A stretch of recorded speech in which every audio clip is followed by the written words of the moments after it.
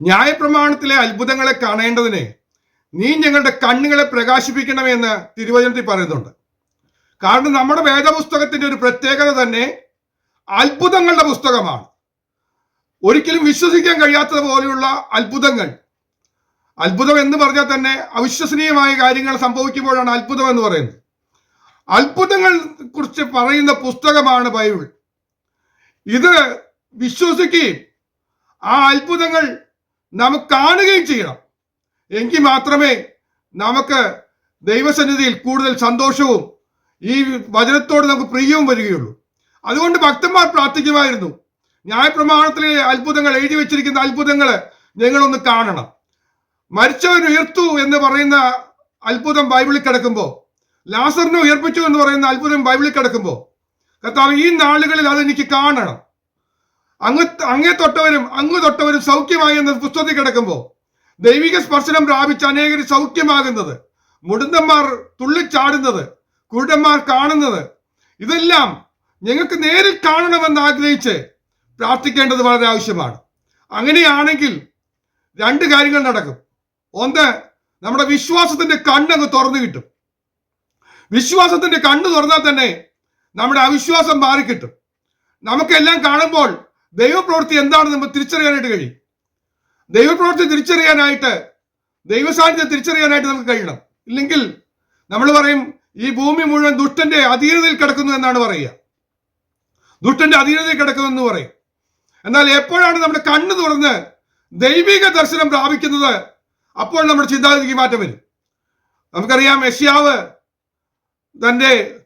ഉസിയാവ് മരിച്ച ആണ്ടിൽ ഒരു ദൈവിക ദർശനം പ്രാപിച്ചു. ഉയർന്നും പൊങ്ങിയുമുള്ള സിംഹാസനത്തിൽ ഇരിക്കുന്ന ദൈവത്തിന്റെ ദർശനം പ്രാപിച്ചു കഴിഞ്ഞപ്പോൾ അവിടെ വെച്ച് അദ്ദേഹം പറയുന്ന ഒരു വാചകമുണ്ട്. ആ പ്രവാചകൻ പറയുന്നത്, സർവ്വഭൂമിയും ദൈവത്തിന്റെ മഹത്വം കൊണ്ട് നിറഞ്ഞിരിക്കുന്നു എന്ന് പറഞ്ഞു. അതിന് കാരണം മനസ്സിലായി എന്ന് ഞാൻ പ്രതീക്ഷിക്കുകയാണ്. ദൈവസാന്നിധ്യം തിരിച്ചറിഞ്ഞാൽ മാത്രമേ ഈ ഭൂമിയിൽ ദൈവത്തിന്റെ മഹത്വം നിറഞ്ഞത് കാണാൻ കഴിയുള്ളൂ. ഇല്ലെങ്കിൽ നമ്മൾ എവിടെ നോക്കിയാലും ദുഷ്ടന്റെ ആധിപത്യമേ കാണുകയുള്ളൂ. അയ്യോ, ദുഷ്ടനാണല്ലോ ജയിച്ചുകൊണ്ടിരിക്കുന്നത്, ദുഷ്ട അന്ധകാര വ്യാപാരികൾക്കാണല്ലോ ജയമെന്ന് ചിന്തിച്ച് നമ്മൾ നിരാശപ്പെട്ടു പോകും. ഇത് വരാതിരിക്കണമെങ്കിൽ ഈ നാളുകളിൽ നമുക്ക് ദൈവിക ദർശനം പ്രാപിച്ചേ പറ്റുള്ളൂ.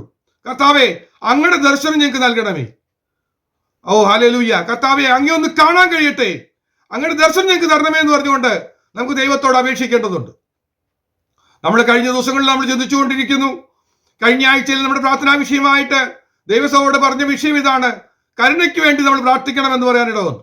അപ്പോൾ നമുക്ക് ലഭിച്ച കരുണ എന്ന് പറഞ്ഞാൽ മരണത്തിൽ നിന്നുള്ള നീക്കുപോക്ക് വരെ ദൈവം തന്നിട്ടുണ്ട്. അതോർത്ത് ദൈവത്തെ സ്തുതിക്കുകയാണ്. അതുകൊണ്ട് നമുക്ക് ഇന്ന് തിരുവചന ധ്യാനത്തിന് വേണ്ടി വായിക്കാൻ ഒരു താല്പര്യപ്പെടുന്നത് ദാനിയേലിന്റെ പ്രവചന പുസ്തകം 9-ാമത്തെ അധ്യായം 9-ാമത്തെ വാക്യമാണ്. ദാനിയേൽ പ്രവചനം 9-ാമത്തെ അധ്യായം 9-ാമത്തെ വാക്യം. ഞങ്ങൾ ദൈവമായ കർത്താവിന്റെ പക്കൽ കരുണയും മോചനവുമുണ്ട്, ഞങ്ങളോ അവനോട് മത്സരിച്ചു. നമ്മുടെ ദൈവമായ കർത്താവിന്റെ പക്കൽ നമ്മുടെ ദൈവമായ കർത്താവിന്റെ പക്കൽ കരുണയുമുണ്ട്, മോചനവും ധാരാളമുണ്ട്. പക്ഷെ നമുക്ക് കരുണ ലഭിക്കാത്തതിന് കാരണം എന്താണെന്ന് പ്രവാചകൻ ഇന്ന് ദൂതറിയിക്കുകയാണ്. കഴിഞ്ഞ നാളുകളിൽ കരുണ ലഭിക്കാതെ പോയെങ്കിൽ കരുണയും കൃപയും നിറഞ്ഞവനാണ് നമ്മുടെ കർത്താവ്. അത് നമുക്ക് നഷ്ടമായി പോയതിന്റെ പ്രധാനപ്പെട്ട കാരണം പറയുകയാണ്: ഞങ്ങളോ അവനോട് മത്സരിച്ചു. നമുക്കൊരു മത്സര സ്വഭാവം കിടക്കുന്നുണ്ട്. ദൈവത്തോടുള്ളൊരു മത്സരം കിടക്കുന്നുണ്ട്. കർത്താവിന് കനിവ് തോന്നണമെന്നുള്ളവരോട് കനിവ് തോന്നുകയും മനസ്സലിവ് തോന്നണമെന്നുള്ളവരോട് മനസ്സലിവ് തോന്നുകയൊക്കെ ചെയ്യുന്ന ദൈവമല്ലേ. അങ്ങേക്ക് വേണമെങ്കിൽ ഞങ്ങളോട് കരുണ തോന്നിക്കും എന്ന് പറയുന്ന ഒരു ചിന്താഗതി കൊണ്ട് നടക്കുക. അതാണ് പരാജയം സംഭവിക്കുന്നതിന് ഒരു കാരണം. നമുക്കൊരു മത്സരമാണ്. ഇതിപ്പോ ആഴയും കരുണെന്ന് വേണ്ട, ഇതൊക്കെ എല്ലായിടത്തും നടക്കുന്ന കാര്യം തന്നെയാണ്. അതൊക്കെ അങ്ങ് വന്ന വഴിക്ക് പോക്കോളും, ഇതിനെക്കുറിച്ചൊന്നും ഭാരപ്പെടേണ്ട കാര്യമില്ല എന്നൊക്കെ പറഞ്ഞ് ദൈവത്തിൽ ആശ്രയിക്കുകയോ ദൈവകരുണയെ കുറിച്ച് ചോദിക്കുകയോ ചെയ്യാതെ നമ്മളെ മനസ്സിൽ ഒരു മത്സരം കൊണ്ട് നടക്കുന്നത് കൊണ്ട് നമുക്ക് യഥാർത്ഥത്തിൽ ദൈവകരുണ ലഭിക്കുന്നില്ല.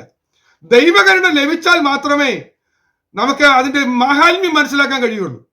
ലോകത്തിലെ കരുണയും ദൈവത്തിന്റെ കരുണയും തമ്മിൽ വളരെ വ്യത്യാസമുണ്ട്. മനുഷ്യരോട് കാണിക്കുന്ന കരുണയുണ്ട്, എന്നാൽ ദൈവം മനുഷ്യരോട് കാണിക്കുന്ന കരുണയുടെ വലിപ്പം മനസ്സിലാക്കാൻ കഴിയുമ്പോഴാണ് നാം ദൈവസ്നേഹത്തിന്റെ ആഴങ്ങളിലേക്ക് ഇറങ്ങാൻ നമുക്ക് കഴിയുള്ളൂ. അതുകൊണ്ട് ഇന്ന് പ്രധാനമായി ചിന്തിക്കാൻ പോകുന്നത് കരുണ ലഭിക്കുന്നതിന് നാം എന്തു ചെയ്യണം? അതൊരു 10-14 കാര്യങ്ങൾ പറയാനുണ്ട്. സമയത്തിനനുസരിച്ച് അത് പറയാനായിട്ട് താല്പര്യമാണ്. അതിനുശേഷം ലഭിക്കുന്ന സമയത്ത് ദൈവകരുണയുടെ പ്രത്യേകതകളെ കുറിച്ച് പറയാനും, പിന്നെ സമയമുണ്ടെങ്കിൽ കരുണയ്ക്ക് വേണ്ടി അപേക്ഷിച്ചവരെ കുറിച്ച് ചിലർ ശ്രദ്ധയിൽ കൊണ്ടുവരാനൊക്കെ താല്പര്യമുണ്ട്. എന്നാൽ വേഗത്തിൽ അധികം വിശദീകരണങ്ങൾ കൂടാതെ വാക്യങ്ങൾ പറഞ്ഞ് മനസ്സിലാക്കി മുന്നോട്ട് പോകുവാനാണ് എന്ന് താല്പര്യപ്പെടുന്നത്. അതുകൊണ്ട് നമ്മൾ കഴിഞ്ഞ ദിവസം വായിച്ച വാക്യത്തിൽ കിടക്കുന്നുണ്ട് എങ്ങനെയാണ് കരുണ ലഭിക്കേണ്ടതെന്നുള്ള അടിസ്ഥാനപരമായ കാര്യം. എബ്രായ ലേഖനം 4:16 പറയുന്നു, അതുകൊണ്ട് കരുണ ലഭിപ്പാൻ എന്ത് ചെയ്യണം? തത്സമയത്ത് സഹായത്തിലുള്ള കൃപ പ്രാപിപ്പാനുമായി നാം ധൈര്യത്തോടെ കൃപാസനത്തിന് അടുത്തു ചെല്ലുക. അപ്പൊ കരുണ ലഭിക്കാനുള്ള ഒന്നാമത്തെ പരമപ്രധാനമായ വഴി മറ്റൊന്നുമല്ല, ദൈവം കരുണയുള്ള ദൈവം എന്നുള്ള ചിന്തയോടെ ഭയപ്പെടേണ്ട. അവൻ നമ്മുടെ ജീവിതത്തിലെ പ്രതിസന്ധി ഒക്കെ ഉണ്ടെങ്കിലും, നമ്മുടെ കുറവശങ്ങളും പോരായ്മയും ഒക്കെ ഉണ്ടെങ്കിലും ദൈവം നമ്മോട് കരുണ കാണിച്ച് നമ്മെ രക്ഷിക്കുമെന്നുള്ള ധൈര്യത്തോടെ ആ പ്രാർത്ഥനയുമായി, ആ പ്രാർത്ഥനയുടെ സന്നിധിയിൽ, ആ തിരുവാദപീഠത്തിൽ നമ്മളൊന്ന് ചെല്ലണം. ഒന്നുകൂടെ പറഞ്ഞാൽ അതൊന്ന് അടുത്ത് ചെല്ലണം. എങ്ങനെയാണ് അടുത്ത് ചെല്ലുന്നത്? ഈ പ്രാർത്ഥനയ്ക്ക് വേണ്ടി അടുത്ത് ചെല്ലുന്നത് എങ്ങനെയാണ്? നമ്മയും ദൈവത്തെ തമ്മിൽ അകറ്റുന്നത് ഒരു വിഷയമാണ്, വേറൊന്നുമല്ല അകറ്റുന്ന വിഷയം, അത് പാപമാണ്. നമ്മയും ദൈവത്തെ തമ്മിൽ അകറ്റുന്ന വിഷയം പാപമാണ്. അപ്പൊ അടുത്ത് ചെല്ലണമെങ്കിൽ ആഗ്രഹിക്കുന്ന വ്യക്തി ജീവിതങ്ങൾ ആദ്യം പ്രാർത്ഥനയിൽ തുടക്കത്തിൽ തന്നെ പറയണം, കർത്താവേ എന്റെ ലംഘനങ്ങളെ ഞങ്ങളോട് ക്ഷമിക്കണമേ എന്ന് പറഞ്ഞുകൊണ്ട് നമ്മൾ പ്രാർത്ഥിക്കണം. പരിശുദ്ധാത്മാവ് നമ്മുടെ ഹൃദയത്തിൽ നമ്മുടെ ജീവിതത്തിൽ വന്ന പാപങ്ങളെ കുറിച്ച് ബോധം വരുത്തും. പ്രാർത്ഥിപ്പാൻ മനസ്സുള്ളവരെ വേണ്ടും പോലെ പ്രാർത്ഥിപ്പാൻ നമുക്ക് കഴിവില്ലെങ്കിലും പരിശുദ്ധാത്മാവ് നമ്മെ സഹായിച്ച് ആ വിശ്വാസത്തോടെയാണ് നമ്മൾ ചെല്ലുന്നതെങ്കിൽ ദൈവസന്നിധിയിൽ ചെല്ലുമ്പോൾ തന്നെ നമ്മുടെ ജീവിതത്തിൽ വന്ന പാപത്തെക്കുറിച്ച് ഒരു ബോധം വരും. ആ ബോധം വരുത്തുന്ന വിഷയങ്ങൾ ദൈവസന്നിധിയിൽ ഏറ്റുപറഞ്ഞ് ശുദ്ധീകരണം പ്രാപിക്കണം. അപ്പോഴാണ് നമുക്ക് ധൈര്യത്തോടെ അടുത്ത് ചെല്ലാൻ പറ്റുന്നത്. ദൈവത്തോട് അടുത്ത് ചെന്നതിന് ശേഷം നമ്മുടെ റിക്വസ്റ്റ് മറ്റൊന്നും ആയിരിക്കരുത്, കർത്താവേ എനിക്ക് കരുണയാണ് ലഭിക്കേണ്ടത്. എന്താ റിക്വസ്റ്റ് ആദ്യമായിട്ട് വയ്ക്കണമെന്ന് പറയാൻ കാരണം നമ്മുടെ ജീവിതത്തിൽ വന്ന തെറ്റുകൾക്ക് തക്കവണ്ണം, നമ്മുടെ പാപങ്ങൾക്ക് തക്കവണ്ണം അവൻ നമ്മോട് പകരം ചെയ്താൽ, ഓർക്കേണ്ട വിഷയം അതാണ്, നമ്മുടെ പാപങ്ങൾക്ക് തക്കവണ്ണം അവൻ നമ്മോട് പകരം ചെയ്താൽ തീർന്നു. ആർക്കും സഹിക്കാൻ പറ്റില്ല. പാപങ്ങൾക്ക് തക്കവണ്ണം ഞാൻ ഒന്നുകൂടെ മനസ്സിലാക്കാൻ വേണ്ടി ഞാൻ പറയാം. ജസ്റ്റ് കർത്താവ് ഒന്ന് തൊട്ടാ മതി. യാക്കോബ് പിന്നെ ഞൊണ്ടി നടന്നത്, ഒന്ന് തൊട്ടേ ഉള്ളൂ, തൊടത്തിട്ട് തടം ഉളുക്കിപ്പോയി. ആ ഒരു ഉളുക്ക് ജീവിതകാലം മുഴുവൻ നടന്നു എന്ന് പറയുന്നത്. ലാസ്റ്റ് നമ്മൾ കാണുന്നത് എഴുന്നേറ്റ് നിൽക്കാൻ പോലും പറ്റുന്നില്ല. മക്കളെ അനുഗ്രഹിക്കേണ്ട ഘട്ടം വന്നപ്പോ വടിയിൽ ചാരി നിന്നുകൊണ്ട് അനുഗ്രഹിക്കുന്ന ഒരു സിറ്റുവേഷൻ ഒക്കെ കാണുന്നുണ്ട്. എന്ന് പറഞ്ഞാൽ ജസ്റ്റ് ഒന്ന് തൊട്ടാൽ തീർന്നു. ജീവിതകാലം മുഴുവൻ അത് വേദന സഹിച്ച് മുന്നോട്ട് പോയിട്ട് വരും. എന്നാൽ ഇന്ന് നമുക്ക് ഭാഗ്യം ലഭിച്ചത്, നമ്മൾ ആ കാലഘട്ടത്തിലല്ല ജീവിക്കുന്നത്, നമ്മൾ കൃപായുഗത്തിലായതുകൊണ്ട് അപ്പോഴേക്കപ്പോ നമുക്ക് ശിക്ഷ ലഭിക്കുന്നില്ല. ഉടനടി നമുക്ക് ശിക്ഷ ലഭിക്കാത്തത് കൊണ്ട് നമ്മൾ പലപ്പോഴും കരുണയ്ക്ക് വേണ്ടി പ്രാർത്ഥിക്കുന്നതിന് പകരം മത്സരിക്കുകയാണ്.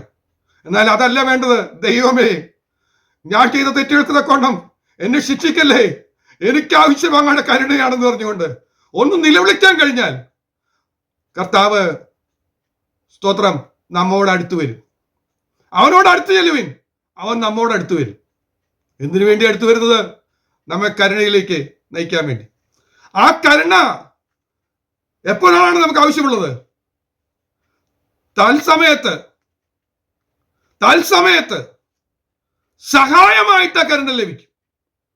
ജീവിതത്തിലെ വേദന വരുന്ന സമയത്ത്, രോഗങ്ങൾ വരുന്ന സമയത്ത്, കട്ടങ്ങൾ വരുന്ന സമയത്ത്, കർത്താവേ ഞാനിപ്പോൾ അനുഭവിക്കുന്നത് ഇന്ന അനുഗ്രഹമാണ്, എനിക്ക് ഈ സമയത്ത് കരുണ ലഭിച്ചേ പറ്റുള്ളൂ എന്ന് പറഞ്ഞുകൊണ്ട് നമ്മൾ നിലവിളിക്കുകയാണെങ്കിൽ ആ സമയത്ത് അതിനു വേണ്ടുന്ന വിടുതൽ ദൈവം തരും.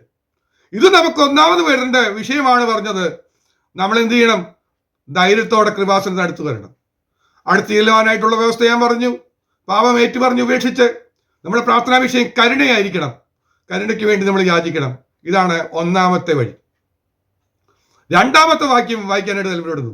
2 തീമോഥെയോസ് 1:16 വാക്യം. 2 തീമോഥെയോസ് 1:16. 2 തീമോഥെയോസ് 1:16. പലപ്പോഴും എന്നെ തണുപ്പിച്ചവനായ ഒനേസിഫോരസിന്റെ കുടുംബത്തിന് കർത്താവ് കരുണ നൽകുമാറാകട്ടെ. അപ്പൊ മറ്റുള്ളവരെ തണുപ്പിച്ചാൽ കർത്താവ് കരുണ കൊടുക്കും. മറ്റുള്ളവരെ തണുപ്പിക്കാൻ കഴിയും. എങ്ങനെ മറ്റുള്ളവരെ തണുപ്പിക്കുന്നത്? തണുപ്പിക്കുക എന്ന് പറഞ്ഞാൽ വേറൊന്നുമല്ല, ഒരു കുടുംബത്തോട് നമുക്ക് കരുണ കാണിക്കാൻ കഴിയുന്നു. മനുഷ്യപരമായി കരുണ കാണിക്കാൻ കഴിഞ്ഞാൽ,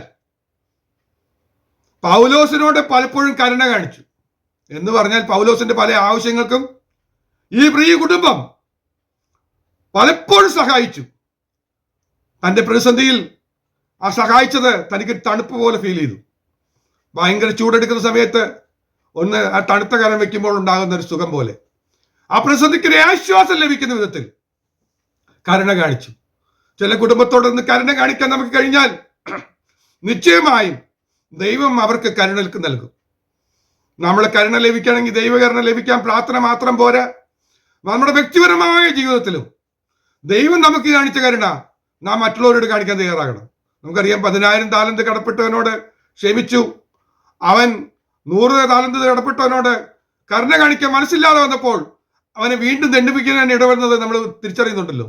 ആ ഉപമയെ പറയുന്ന കാര്യങ്ങൾ നമുക്ക് ഓർമ്മയുണ്ടല്ലോ, ഞാൻ വിശദീകരിക്കുന്നില്ല. നമുക്ക് ലഭിച്ച കരുണ ഒരു 10,000 താലന്തിന്റെ കരുണയാണ്. എന്നിട്ടും നമ്മൾ മറ്റു പലരോടും കരുണ കാണിക്കാതെ നമ്മളോട് ചില കടപ്പാടുകൾ, നമ്മളോട് ചില വൈരാഗ്യം കാണിച്ചു, അല്ലെങ്കിൽ നമ്മളോട് സ്നേഹമില്ലാതെ പെരുമാറി എന്ന എന്തെങ്കിലും കാരണം പറഞ്ഞുകൊണ്ട് നമ്മൾ അവരോട് കരുണ കാണിക്കാതിരിക്കുന്നുവെങ്കിൽ അത് വലിയ ശിക്ഷയ്ക്ക് കാരണമായി തീരും. അങ്ങനെ വരാതിരിക്കണമെങ്കിൽ അതെല്ലാം മറന്ന് ദൈവം നമ്മളോട് കാണിച്ച കരുണയെ മാത്രം ഓർത്തുകൊണ്ട് മറ്റുള്ളവരോട് കരുണ കാണിക്കാനായിട്ട് നാം ഉത്സാഹിക്കണം. ചില കുടുംബങ്ങളോട് കരുണ കാണിക്കാൻ തയ്യാറായാൽ നമ്മുടെ കുടുംബത്തിനും കർത്താവിന്റെ കരുണ ലഭിക്കും. അപ്പോൾ വ്യക്തിപരമായി മാത്രമല്ല, ഒരു കുടുംബത്തിന് കരുണ ലഭിക്കണമെങ്കിൽ, എൻ്റെ കുടുംബത്തിന് കരുണ ലഭിക്കണമെങ്കിൽ ഞാൻ ചില കുടുംബങ്ങളോട് കരുണ കാണിക്കണം. അവരുടെ പ്രതിസന്ധിയുടെ ഘട്ടത്തിൽ കുഴപ്പമില്ല എന്ന് പറയുന്നതല്ല, കരുണ കാണിക്കാൻ പറ്റുന്ന വിധത്തിൽ അവരോട് കരുണ കാണിക്കണം. ഞാനിങ്ങനെ ചിലപ്പോൾ പറയാറുണ്ട്, ഒരു റൈഡ് കൊടുക്കാൻ പറ്റിയാൽ അതുപോലും, അവരുടെ അത്യാവശ്യ ഘട്ടത്തിൽ ഒരു റൈഡ് കൊടുക്കാൻ പറ്റിയാൽ അതുപോലും ദൈവം കണക്കിട്ട് ദൈവത്തിന്റെ കരുണ അതിന്റെ പേരിൽ ലഭിക്കാനിട വരും. ദൈവം കരുണയും കൃപയും നിറഞ്ഞവനാ, ഇഷ്ടം പോലെയുണ്ട്. അതുകൊണ്ട് അവൻ ധാരാളമായി നൽകി തരും. നീ 1 തിമോഥെയോസ് 1:13 വായിക്കുന്നു. ഇങ്ങനെയാണ് 1 തിമോഥെയോസ് 1:13. മുമ്പേ ഞാൻ ദൂഷകനും ഉപദ്രവിയും നിഷ്ഠൂരനുമായിരുന്നു, എങ്കിലും അവിശ്വാസത്താൽ അറിയാതെ ചെയ്തതാകൊണ്ട് എനിക്ക് കരുണ ലഭിച്ചു. നമ്മൾ അറിയാതെ ചെയ്ത തെറ്റുകളുണ്ട്. അവിശ്വാസത്തിന്റെ കാലത്തിൽ ഉണ്ടായിരുന്ന പല കാര്യങ്ങളുണ്ട്. അത് ദൈവം കണക്കിടാതെ ദൈവം നമുക്ക് കരുണ നൽകി. അതാണ് നമ്മൾ രക്ഷയിലേക്ക് വരാനായിട്ട് കാരണമുണ്ടായത്. എന്നാൽ അറിയാതെ ചെയ്തതൊക്കെ ഏറ്റുപറയുമ്പോൾ കരുണ ലഭിക്കും. കർത്താവേ, ഞാൻ അറിഞ്ഞുകൊണ്ടല്ല, എൻ്റെ ജീവിതത്തിൽ ഞാൻ മനഃപൂർവ്വം അല്ല കർത്താവേ, എന്നാലും പെട്ടെന്ന് ആ സാഹചര്യത്തിൽ ഞാൻ പറഞ്ഞു പോയതൊരു നുണയായിപ്പോയി. ഞാൻ അങ്ങനെ ചെയ്യാൻ പാടില്ലായിരുന്നു. പെട്ടെന്ന് ഞാൻ ഒന്നും ഓർക്കാതെ ചെയ്തത് റോങ് ആയിപ്പോയല്ലോ, കർത്താവേ എന്നോട് ക്ഷമിക്കണമെന്ന് പറഞ്ഞ് ഏറ്റുപറയുമ്പോൾ അറിയാതെ ചെയ്തതാകൊണ്ട് കരുണ ലഭിക്കും. പക്ഷെ ഒറ്റ വ്യവസ്ഥയുള്ളൂ, നമ്മൾ ഏറ്റുപറഞ്ഞ് ശുദ്ധീകരണം പ്രാപിക്കേണ്ടത് ആവശ്യമാണ്. 4-ാമത്തത് വായിക്കാം. 1 കൊരിന്ത്യർ 7:25. കന്യകമാരെ കുറിച്ച് എനിക്ക് കർത്താവിന്റെ കൽപ്പനയില്ല. 1 കൊരിന്ത്യർ 7:25 എങ്കിലും വിശ്വസ്തനാകുവാൻ തക്കവണ്ണം കർത്താവിന്റെ കരുണ ലഭിച്ചവനായി ഞാൻ അഭിപ്രായം പറയുന്നു. ഇവിടെ 2 കാര്യങ്ങളാണ് പറയുന്നത്. 2 കാര്യങ്ങൾ ഈ വാക്യത്തിൽ നിന്ന് മനസ്സിലാക്കാം. ഒന്ന്, വിശ്വസ്തനായി ജീവിച്ചാൽ കർത്താവിന്റെ കരുണ ലഭിക്കും. നമ്മൾ വിശ്വസ്തനായി ജീവിച്ചാൽ കർത്താവിന്റെ കരുണ ലഭിക്കും. പണ്ട് ഞങ്ങളുടെ സഭയിൽ ഒരു സഹോദരി സാക്ഷ്യം പറയുമ്പോൾ സ്ഥിരം പറയുന്നൊരു വാചകം ഉണ്ടായിരുന്നു. ഞാൻ അവിശ്വസ്തയായി പാർത്താലും വിശ്വസ്തനായ ദൈവം എന്നെ കഴിഞ്ഞ ആഴ്ച വട്ടം മുഴുവൻ പരിപാലിച്ചു എന്ന് പറഞ്ഞു സാക്ഷ്യം പറയാറുണ്ട്. ഞാൻ അത്ഭുതത്തോടെ ശ്രദ്ധിക്കാറുണ്ട്, എന്നും ഇങ്ങനെ അവിശ്വസ്തയായിട്ടാണ് ജീവിക്കുന്നതെന്ന്. പക്ഷേ ഞാൻ നേരിട്ട് ചോദിച്ചപ്പോൾ മനസ്സിലാക്കാൻ കഴിഞ്ഞത്, നമ്മുടെ ജീവിതത്തിൽ അവിശ്വസ്തത പലപ്പോഴും വരുന്നുണ്ട്. ആ സഹോദരി ഉദ്ദേശിച്ചത് വളരെ ആത്മീയ അർത്ഥത്തിലാണ് ചിന്തിച്ചുകൊണ്ടിരുന്നത്. പ്രാർത്ഥനയിൽ അവിശ്വസ്തത, സ്തോത്രം പറയുന്നതിൽ അവിശ്വസ്തത, വചനം വായനയിൽ അവിശ്വസ്തത, ഇങ്ങനെ ആത്മീയ കാര്യത്തിൽ വരുന്ന അവിശ്വസ്തതകളൊക്കെ എപ്പോഴും തന്റെ ഹൃദയത്തെ വേദനിപ്പിക്കുന്നു എന്ന് പറയാനിട വന്നു. ദൈവമക്കളെ, നമ്മൾ പലപ്പോഴും അവിശ്വസ്തത എന്ന് പറഞ്ഞാൽ ജീവിതത്തിലെ വലിയ പാപങ്ങളെ കുറിച്ച് മാത്രം ചിന്തിക്കുമ്പോൾ മനസ്സിലാക്കണം, ദൈവവുമായിട്ടുള്ള ബന്ധത്തിലുള്ള നമ്മുടെ വിശ്വസ്തത എത്രയാണെന്ന്. അത് വിശ്വസ്തതയിൽ തെറ്റുപറ്റാതെ വിശ്വസ്തരായിട്ടിരുന്നാൽ നമുക്ക് അതിന്റെ പിന്നാലെ ലഭിക്കുന്നതാണ് കരുണ എന്ന് മനസ്സിലാക്കാനായിട്ട് കഴിയുന്നു. ഇനി ആ വാക്യം ഒന്നും കൂടി ശ്രദ്ധിച്ചു വായിച്ചാൽ, എങ്കിലും ഞാൻ വിശ്വസ്തനാകുവാൻ തക്കവണ്ണം എന്നാണ് അവിടെ പറഞ്ഞിരിക്കുന്നത്. എന്ന് പറഞ്ഞാൽ കരുണ ലഭിച്ചാലേ നമുക്ക് വിശ്വസ്തനാകാൻ പറ്റുള്ളൂ. അത് മറ്റൊരു ആശയമാണ്. ഞാൻ പറഞ്ഞ രണ്ട് ആശയങ്ങൾ ആ വാക്യത്തിലുണ്ട്. നമുക്ക് വിശ്വസ്തനാകാൻ ശ്രമിച്ചാലും പലപ്പോഴും നമ്മൾ പരാജയപ്പെടുകയാണ്. കർത്താവേ, പ്രാർത്ഥനയിൽ ഞാൻ വിശ്വസ്തയോടെ ജീവിച്ചോളാം, സ്തോത്ര ജാഗരണത്തിൽ ഞാൻ വിശ്വസ്തനായിരിക്കോളാം, ബൈബിൾ വായനയിൽ ഞാൻ വിശ്വസ്തനായിരിക്കോളാം എന്നൊക്കെ നമ്മൾ ആഗ്രഹിക്കുകയും തീരുമാനിക്കുകയൊക്കെ ചെയ്താലും പരാജയപ്പെട്ടു പോകും. എന്നാൽ കരുണ ലഭിച്ചാൽ നമുക്ക് വിശ്വസ്തനാകാൻ കഴിയും. പൗലോസ് പറയുക, എൻ്റെ ജീവിതത്തിന്റെ കാര്യങ്ങളിൽ എനിക്ക് വിശ്വസ്തനാകുവാൻ തക്കവണ്ണം കർത്താവിന് കരുണ ലഭിച്ചു. അവിടെ പറഞ്ഞ വിഷയം വിവാഹ സംബന്ധമായ വിഷയത്തെക്കുറിച്ചാണ് പറഞ്ഞത്. ആ വിഷയത്തിലും വിശ്വസ്തയോടെ മുന്നോട്ട് പോകാൻ കഴിഞ്ഞത്, തന്റെ തീരുമാനത്തിൽ ഉറച്ചു നിൽക്കാൻ കഴിഞ്ഞത് കർത്താവിന്റെ കരുണ ലഭിച്ചതുകൊണ്ടാണെന്ന് പറയുന്നത്. ദൈവമക്കളെ, നമ്മൾ എടുക്കുന്ന ഒരു തീരുമാനം കൊണ്ടും നമുക്ക് വിജയിക്കാൻ കഴിയില്ല. തീരുമാനം നടപ്പാക്കാനുള്ള ശക്തി നമുക്ക് ലഭിക്കില്ല. എന്നാൽ നമ്മുടെ ആത്മാർത്ഥതയിൽ നിന്നുള്ള തീരുമാനത്തെ ദൈവം മാനിച്ചാൽ, ദൈവത്തിന്റെ കരുണ ഇറങ്ങി വരുമ്പോൾ മാത്രമേ നമുക്ക് വിജയിക്കാനായിട്ട് കഴിയുള്ളൂ. അതുകൊണ്ട് നിശ്ചയമായും കരുണയ്ക്ക് വേണ്ടി നമ്മൾ പ്രാർത്ഥിക്കണം. അപ്പോൾ ഇവിടെ നാലാമത് നമ്മൾ പറഞ്ഞത്, നമ്മുടെ ജീവിതത്തിൽ വിശ്വസ്തനാവാൻ ശ്രമിക്കണം. വിശ്വസ്തനായാൽ കരുണ ലഭിക്കും എന്ന് കാണാനായിട്ട് കഴിയുന്നു. 5 ലൂക്കോസിന് സുവിശേഷം 18:39 വാക്യങ്ങൾ. മുന്നടക്കുന്നവർ അവനെ മിണ്ടാതിരിപ്പാൻ ശാസിച്ചു. അവനോ, ദാവീദ് പുത്ര, എന്നോട് കരുണ തോന്നണമേ എന്ന് ഏറ്റവും അധികം നിലവിളിച്ചു. അപ്പോ കരുണ ലഭിക്കാനായിട്ട് ഉറച്ച നിലവിളിയോടെയുള്ള പ്രാർത്ഥന ആവശ്യമാണ്. കരുണ ലഭിക്കുന്നില്ല, കർത്താവിന്റെ ശ്രദ്ധ എന്നിലേക്ക് വന്നിട്ടില്ല എന്ന് തോന്നിയാൽ, അല്പം വൈകുന്നു എന്ന് തോന്നിയാൽ, നാം ഏറ്റവും നിലവിളിച്ച് പ്രാർത്ഥിക്കണം. പക്ഷെ കരുണയില്ലാതെ നമുക്ക് മുന്നോട്ട് പോകാൻ കഴിയില്ല. ആ കുരുടന്റെ ജീവിതത്തിൽ ഏറ്റവും ആവശ്യമായിട്ടുള്ള വിഷയം അത് ഇറങ്ങി വരുന്നത് ദൈവകരുണയിലൂടെയാണെന്ന് അവന് തിരിച്ചറിഞ്ഞു. ദൈവം കരുണ കാണിച്ചാൽ എന്റെ പ്രശ്നത്തിന് പരിഹാരം വരുത്തും. ഇല്ലാതെ ഒരു മനുഷ്യൻ വിചാരിച്ചാലും നടക്കില്ല എന്ന തിരിച്ചറിവ്. എന്റെ തലമുറയുടെ വിഷയത്തിൽ കർത്താവെ ആർക്കും എന്നെ സഹായിക്കാൻ കഴിയില്ല. എന്നാൽ വിശ്വസ്തനായ ദൈവം എന്നോട് കരുണ കാണിച്ചാൽ ഇതിനെ നിശ്ചയമായും പരിഹാരമുണ്ടെന്നുള്ള വിശ്വാസത്തോടെ ഉറക്കൊന്ന് നിലവിളിച്ചു നോക്ക്. ആ കരുണ ഇറങ്ങി വരും, ആ കരുണ ഇറങ്ങി വരും. അസാധ്യമായത് ദൈവം സാധ്യമാക്കി തരിക തന്നെ ചെയ്യും. ലൂക്കോസിന്റെ സുവിശേഷം 1:50 വാക്യത്തിൽ ഇങ്ങനെ വായിക്കുന്നു. 6ാമത്തെ കാര്യം നമുക്ക് വായിക്കാം. അവനെ ഭയപ്പെടുന്നവർക്ക് അവന്റെ കരുണ തലമുറ തലമുറയോളം ഇരിക്കുന്നു. ഞാൻ അതാ പറഞ്ഞത്, നമ്മുടെ തലമുറയ്ക്ക് കരുണ വേണോ? ദൈവത്തെ ഒന്ന് ഭയപ്പെട്ടെ, ദൈവത്തെ ഒന്ന് ഭയപ്പെടുക. എങ്ങനെയാ ഭയപ്പെടുന്നത്? കർത്താവ് എന്നെ അടിക്കുമെന്ന് പറയുന്നത് പേടിയാണോ? അതല്ല, ദൈവഭയം.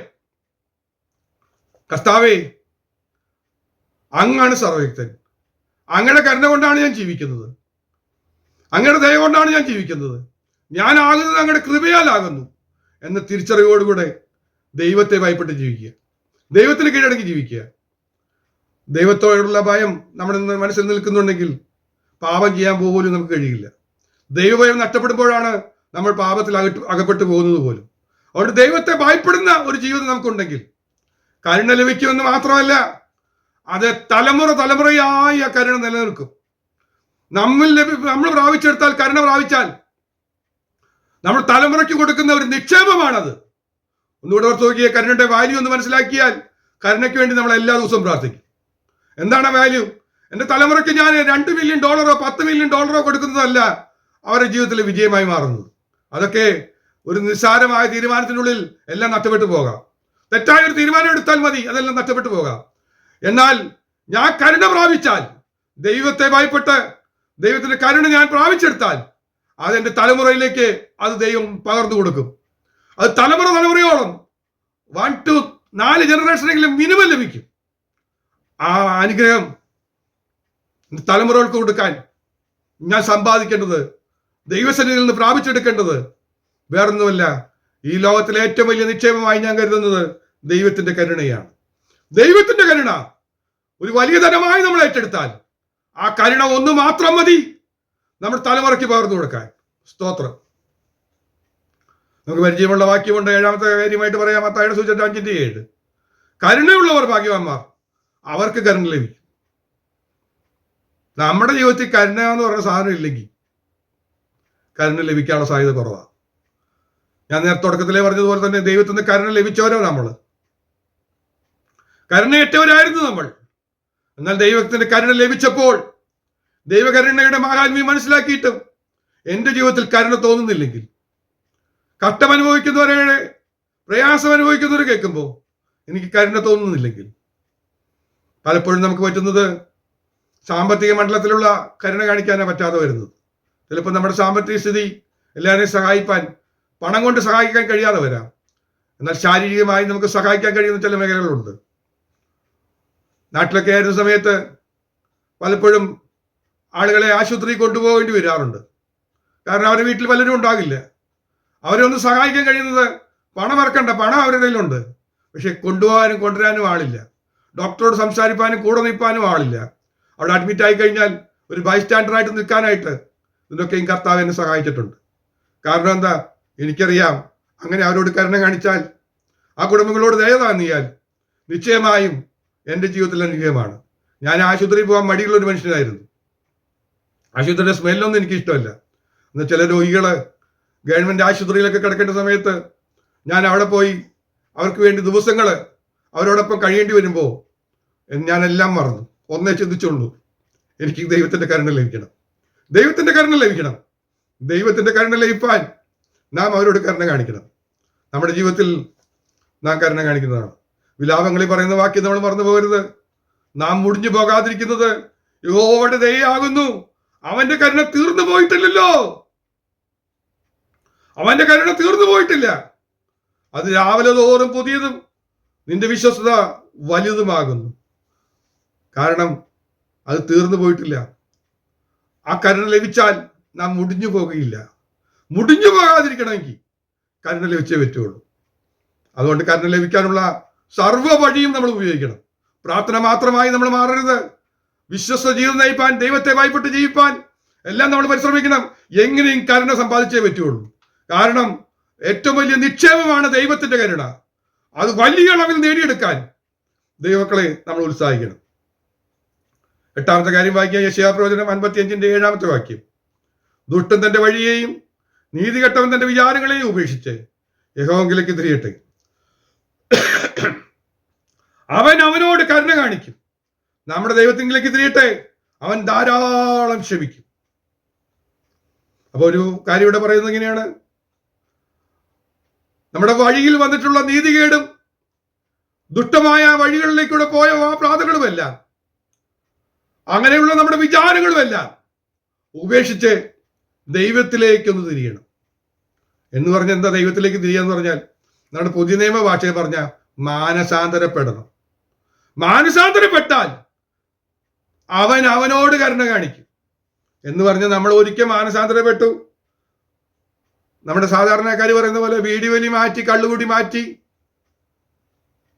തിയേറ്ററിൽ പോയി സിനിമ കാണൽ മാറ്റി, വെള്ളവസ്ത്രം ധരിക്കാൻ തുടങ്ങി, ക്ലീൻ ഷേവ് അടിച്ചു, ഇതൊക്കെയാണ് നമ്മുടെ മാനസാന്തരമായി കണക്കാക്കുന്നത്. ഇതല്ല മാനസാന്തരം. അത് മാനസാന്തരത്തിന് ഫലമായി കാണിക്കുന്ന ചില കാര്യങ്ങളാണെന്ന് മാത്രമേ ഉള്ളൂ. മാനസാന്തരം എന്ന് പറഞ്ഞാൽ ദൈവത്തിലേക്ക് തിരിയണം. നമ്മുടെ വിഷയം മുഴുവൻ ദൈവികമായിട്ട് മാറണം.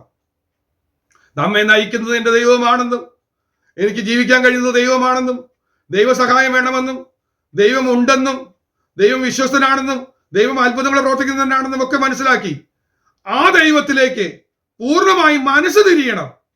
അത് വിട്ട് നമുക്കൊന്നും ചെയ്യാൻ കഴിയുന്നില്ല എന്ന രീതിയിലേക്ക് വരണം. അതുകൊണ്ടാണ് ഓരോ ദിവസവും മാനസാന്തരം നമുക്ക് ആവശ്യമാണ്. മാനസാന്തരം നമ്മൾ നടക്കുമ്പോഴാണ് മാനസാന്തരത്തിന് യോഗ്യമായ ഫലങ്ങൾ ഉണ്ടാകുകയുള്ളൂ. അങ്ങനെയാണെങ്കിൽ നമുക്ക് അങ്ങനെ മാനസാന്തരപ്പെട്ടുകൊണ്ടിരിക്കുന്നവരോട് ദൈവം കരുണ കാണിക്കും. അപ്പൊ കരുണ ലഭിക്കാൻ നമ്മൾ മാനസാന്തരപ്പെടണം. എങ്ങനെയൊക്കെ മാനസാന്തരപ്പെടണം? നമ്മുടെ രക്തബന്ധങ്ങളോടുള്ള ബന്ധത്തിൽ നമുക്ക് സ്നേഹബന്ധം വരണം. സ്നേഹം കുറയുന്നുവെങ്കിൽ മാനസാന്തരം അവിടെ കുറഞ്ഞിരിക്കുന്നു.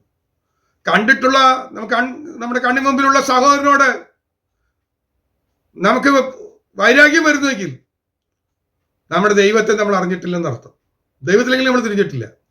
ദൈവത്തിലേക്ക് തിരിഞ്ഞാൽ സ്തോത്രം, നമുക്ക് ആരോടും പിണങ്ങിയിരിക്കാനോ വൈരാഗ്യം വരാനോ കഴിയില്ല.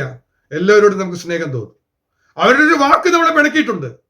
അവരുടെ പെരുമാറ്റം നമ്മളെ വേദനപ്പെടുത്തിയിട്ടുണ്ട്. ഇതൊക്കെ നമ്മളെ എന്ത് ചെയ്യുന്നു? പ്രതിസന്ധിയിലേക്ക് കൊണ്ടുപോവുകയാണ്. ആ മേഖലയിലൊക്കെ മാനസാന്തരം ആവശ്യമാണ്. ആ മേഖലയിലൊക്കെ മാനസാന്തരം വരുന്ന സമയത്ത് നമുക്ക് കരുണ ലഭിക്കും.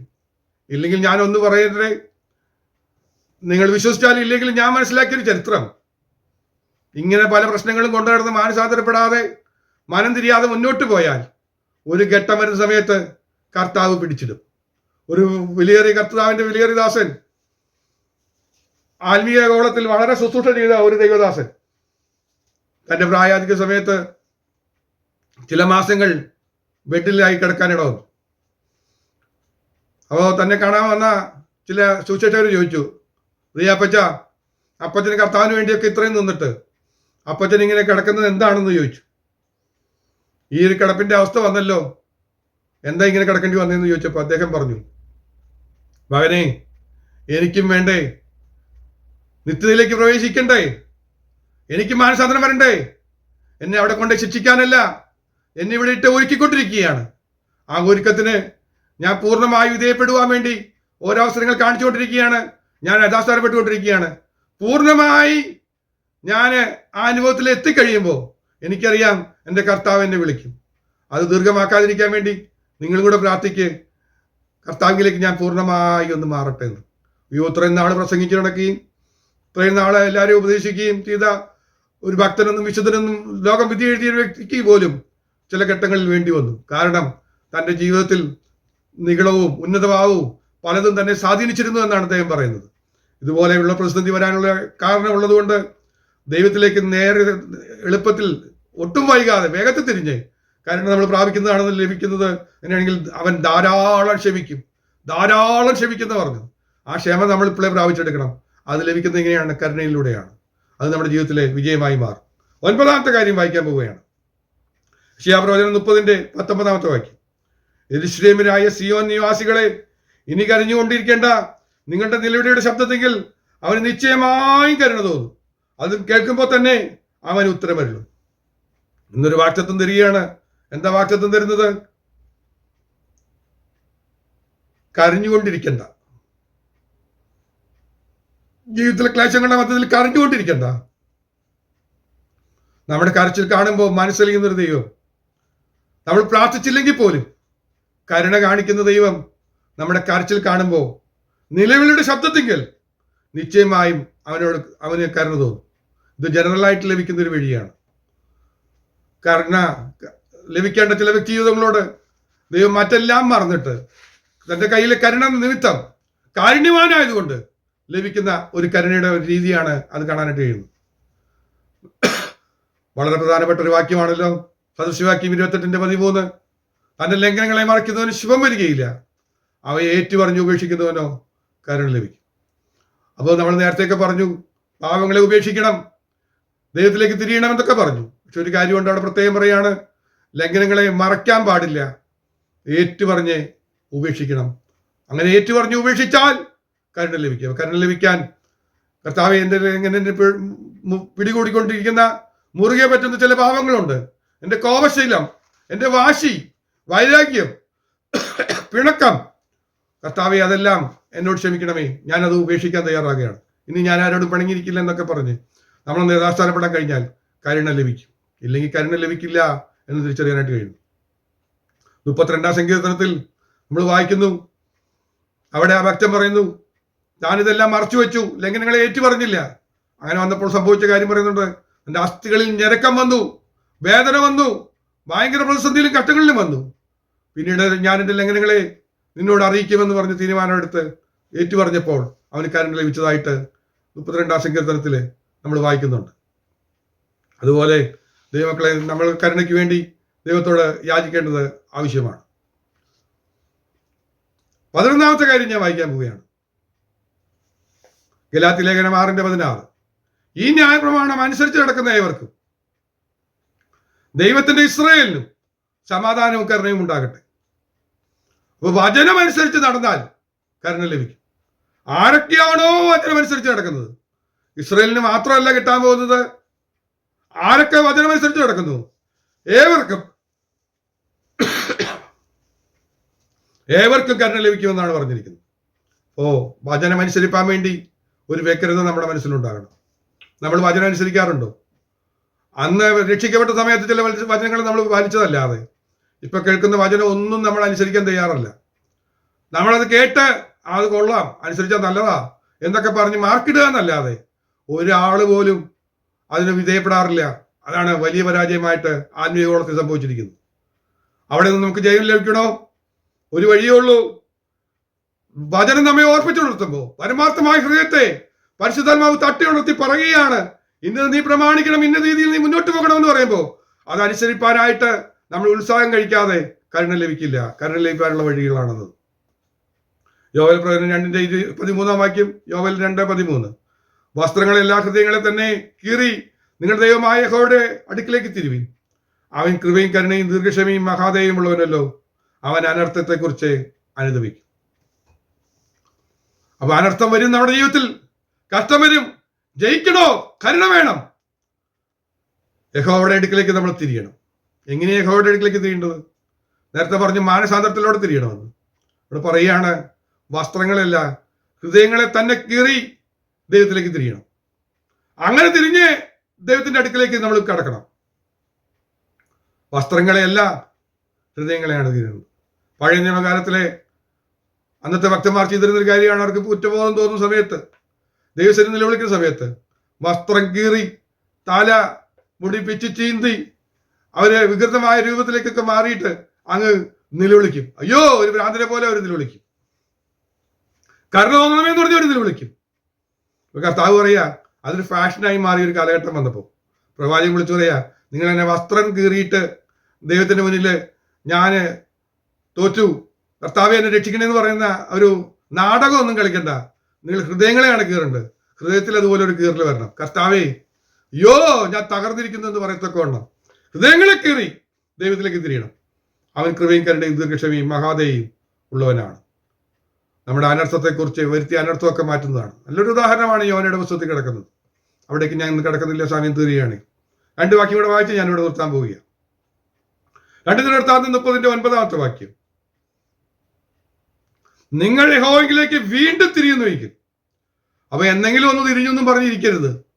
അതാ പറഞ്ഞത്, വീണ്ടും തിരിയണം. നിങ്ങളുടെ സഹോദരന്മാരും പുത്രന്മാരും തങ്ങളെ ബദ്ധരാക്കിക്കൊണ്ടവരോട് കരുണ ലഭിച്ച് ഈ ദേശത്തിലേക്ക് മടങ്ങി വരും.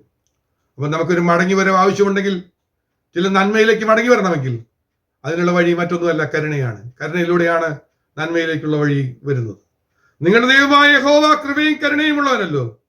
നിങ്ങൾ അവന്റെ അടുക്കിലേക്ക് തിരിഞ്ഞു വരുന്നുവെങ്കിൽ അവൻ നിങ്ങളെ നോക്കാതെ വണ്ണം മുഖം തിരിച്ചു കളയുകയില്ല. കരുണ ലഭിക്കാതെ മുഖം തിരിച്ചു കളഞ്ഞിരിക്കുന്ന ചില സന്ദർഭങ്ങൾ നമ്മുടെ ജീവിതത്തിൽ വന്നിട്ടുണ്ട്. കർത്താവേ, ഇതുവരെ കരുണ ലഭിച്ചില്ലല്ലോ എന്ന് പറയുന്നതിന് കാരണം, നിങ്ങൾ യഹോവയിലേക്ക് വീണ്ടും ഒന്നുകൂടെ തിരിയണം. പണ്ട് തിരിഞ്ഞത് പോരാ, നിങ്ങൾ വീണ്ടും ഒന്നുകൂടെ തിരിയണം. അവന്റെ അടുക്കിലേക്ക് തിരിഞ്ഞു വരുന്നു എങ്കിൽ, പൂർണ്ണമായി അവൻ ആഗ്രഹിക്കുന്ന വിധത്തിൽ നമ്മൾ ഒന്ന് ടേൺ ചെയ്തു വന്നെങ്കിൽ, എവിടുന്നാ ടേൺ ചെയ്തു വരേണ്ടതെന്ന് അറിയാമോ? പ്രപഞ്ചമോഹങ്ങളിൽ നിന്ന്, ഈ ലോക ഇമ്പങ്ങളിൽ നിന്ന് ഉയരത്തിലുള്ളതിലേക്ക്, ആത്മീകമായതിലേക്ക് നമ്മൾ തിരിഞ്ഞു വരുവണം. അങ്ങനെ വരുമ്പോ അവൻ നമ്മളെ നോക്കാതെ വേണം മുഖം തിരിച്ചു കളയില്ല. അവൻ നമ്മെ കാണും. അവൻ നമ്മളോട് കരുണ തോന്നുകയും ചെയ്യും. കരുണ ലഭിക്കാനുള്ള വഴിയാണ്. 2 വാക്യം കൂടെ വായിച്ച് ഞാൻ ഇവിടെ നിർത്താൻ പോവുകയാണ്. ആവർത്തന പുസ്തകം 13-19 വാക്യം, യഹോവ തന്റെ ഉഗ്രകോപം വിട്ടുതിരിഞ്ഞ് നിന്നോട് കരുണയും കനിവും കാണിക്കേണ്ടതിനും. അപ്പോ കഴിഞ്ഞ നാളിൽ ചിലപ്പോ ഉഗ്രകോപം വരത്തക്കവണ്ണം നാം ദൈവത്തിലേക്ക് തിരിയാതെ മുന്നോട്ട് പോയാൽ കരുണയ്ക്ക് പകരം നിൽക്കുന്ന സാധനമെന്നാണ്. കരുണ ലഭിച്ചില്ലെങ്കിൽ വരുന്ന വിഷയം മറ്റൊന്നുമല്ല, ഉഗ്രകോപമാണ്. ഉഗ്രകോപം. നിന്നോട് കരുണയും കനിവും കാണിക്കേണ്ടതിനും, നിന്റെ പിതാക്കന്മാരോട് സത്യം ചെയ്തതുപോലെ നിന്നെ വർദ്ധിപ്പിക്കേണ്ടതിനും, ശപഥാർപ്പിതമായ യാതൊന്നും നിന്റെ കയ്യിൽ പറ്റിയിരിക്കരുത്. കരുണ ലഭിക്കണോ? ദൈവഹിതമില്ലാത്തതൊന്നും നമ്മുടെ കയ്യിൽ പാടില്ല. നാട്ടിലൊക്കെ നമുക്കറിയുന്നതാണ്, ജോലി ലഭിച്ച പലരും ചെയ്തിരുന്നൊരു കാര്യം ഉണ്ടായിരുന്നു.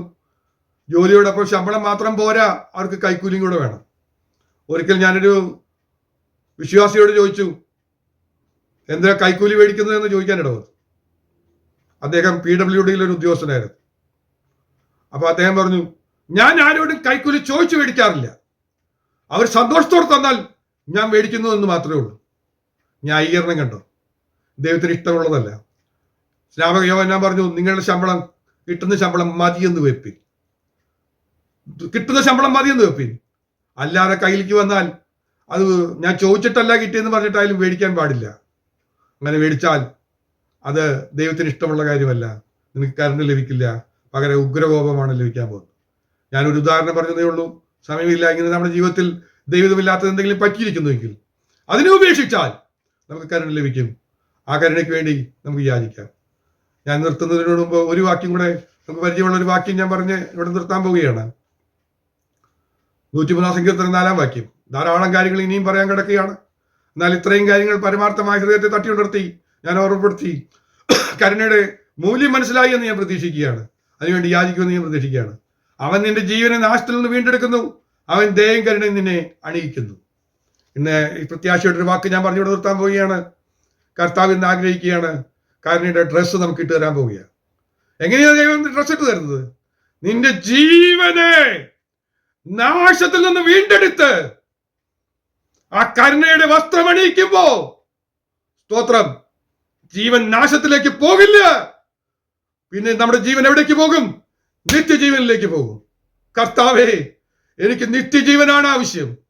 ഇവിടുത്തെ ജീവിതം അവസാനിക്കുമ്പോൾ എന്റെ ജീവൻ നാശത്തിലേക്ക് പോകാതെ എന്റെ ജീവൻ നിത്യജീവനിലേക്ക് കടക്കണമെങ്കിൽ കർത്താവേ, ഈ കരുണ എന്നെ അണിയിക്കണമേ. നമ്മുടെ പ്രാർത്ഥനാ വാചകം അതായി മാറട്ടെ. എല്ലാ കണ്ണുകളും അടച്ച് നമുക്ക് ഒരുമിച്ച് പ്രാർത്ഥിക്കാൻ കഴിയട്ടെ. കർത്താവേ, നിന്റെ ദയയും കരുണയും എന്നെ അണിയിക്കണമേ. കർത്താവിന്റെ വാഗ്ദത്തമാണ് നമ്മെ അണിയിക്കാമെന്ന്. അതിനുവേണ്ടി യാചിക്കണം, നാശത്തിലേക്ക് പോകാതെ നിത്യജീവനിലേക്ക് കിടക്കാൻ. കർത്താവ് അണിയിക്കാൻ ഒരുക്കി വെച്ചിരിക്കുന്ന കരുണ നമുക്ക് ഏറ്റെടുക്കാം. കർത്താവ് നമ്മെ എല്ലാവരെയും അണിയിക്കുമാറാകട്ടെ.